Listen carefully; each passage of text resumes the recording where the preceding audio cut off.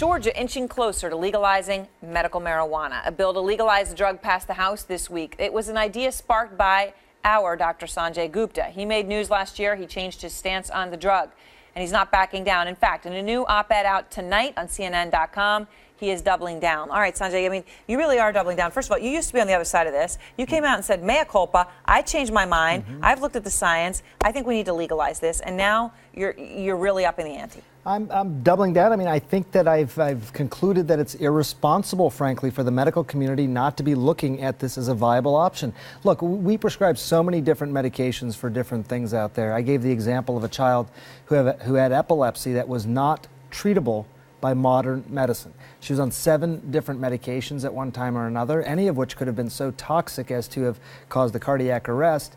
Didn't work.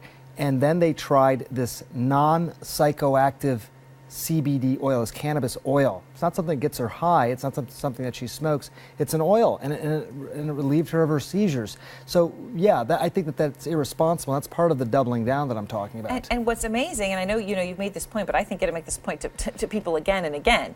You go in the hospital and something's wrong with you, and there, according to the federal regulations, you could be prescribed meth, you could be prescribed cocaine. They could use that to help you.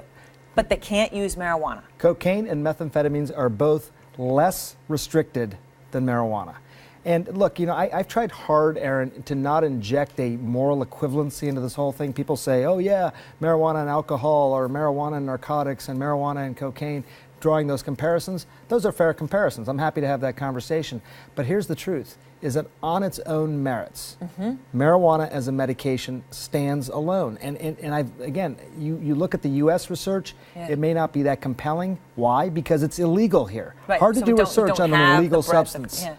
In Israel and many other countries around the world, you see some compelling research. Big hospitals in Jerusalem where people are actually taking this as a medicine in the hospital. So, we got to look around the world. We got to look in smaller labs. We got to make sure we paint not a distorted picture.